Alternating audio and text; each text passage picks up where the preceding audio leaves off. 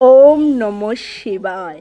বন্ধুরা, ঈশ্বর আমাদের সঙ্গে সবসময় সম্পর্ক বজায় রাখেন এবং প্রত্যেক মুহূর্তে আমাদের চারদিকে থাকেন, কিন্তু এতটা পরিমাণে আমাদের পাশে থাকার পরও আমাদের তার উপস্থিতি সম্পর্কে বিশ্বাস হয় না।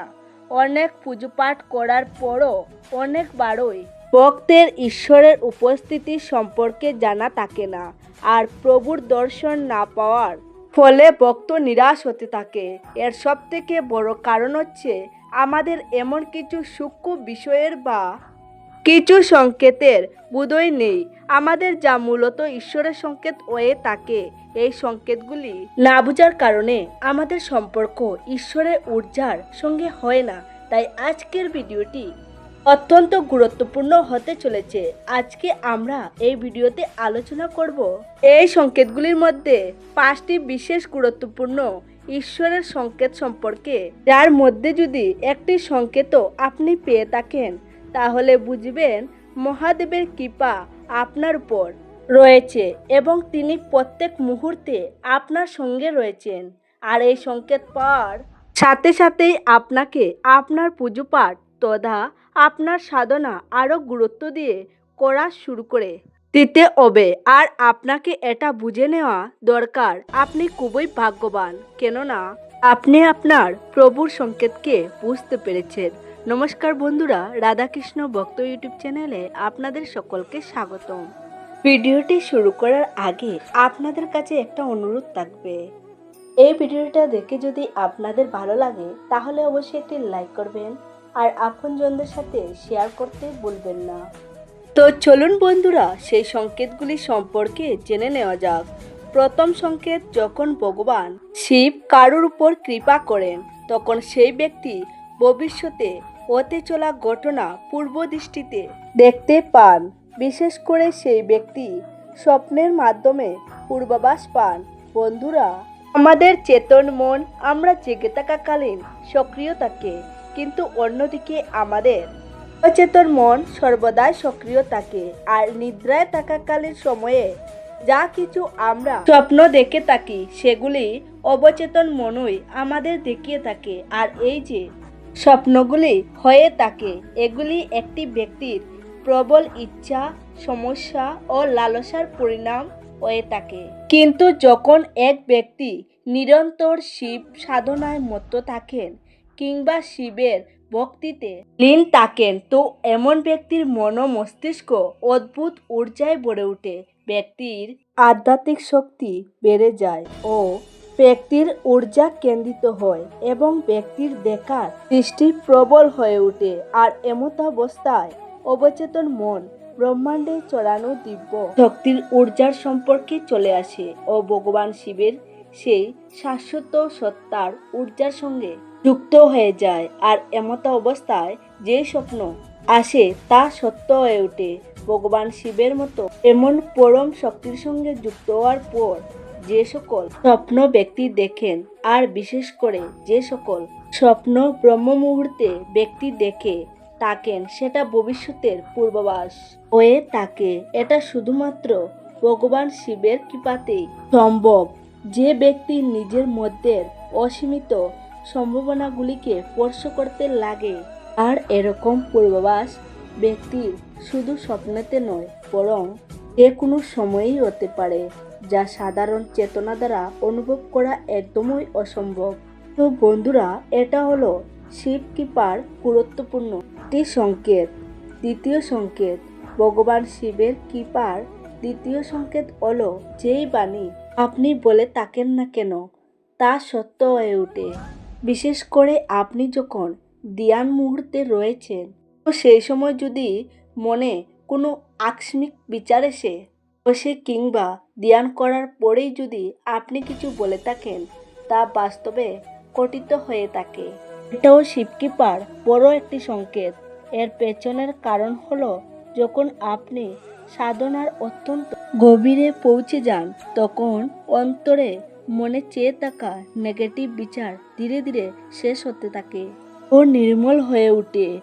আপনার শরীরের চক্র, বিশেষ করে আজ্ঞা চক্র, অনাহত চক্র ও বিশুদ্ধ চক্র, জাগরুক হয়ে ওঠে এবং ঈশ্বরীয় ঊর্জা সক্রিয় হয়ে যায়। ঈশ্বরীয় ঊর্জা সক্রিয় হয়ে যায়, আপনার এনার্জি ভরপুর হয়ে ওঠে আর আপনি ভগবান শিবের ঊর্জার সঙ্গে যুক্ত হতে পারেন। ভগবান শিব যিনি ব্রহ্মাণ্ডের আধার, তার দিব্যশক্তি আপনার অন্তর্মনে গভীরভাবে নেমে আসে।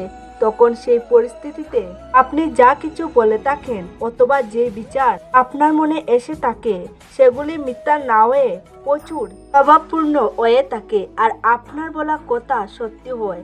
আপনার চেতনার স্তর দিব্য হয়ে ওঠে। চেতনার স্তর যখনই দিব্য হয়ে ওঠে তখন সেই ব্যক্তি শিব ধ্যানে লীন হয়ে যায় ও শিব ভক্তিতে সম্পূর্ণ ডুবে যায়। তৃতীয় সংকেত, শিব কৃপার তৃতীয় সংকেত হলো আপনার যে কর্মগুলি বিফলে গিয়েছিল বা যেগুলি করেও হচ্ছিল না, সেই কর্মগুলি পূর্ণ স্থাপিত হয়ে সফল হয়। আর যে সমস্যা আপনার জীবনে ছিল তার কোনো উপায় আপনি দেখতে পান।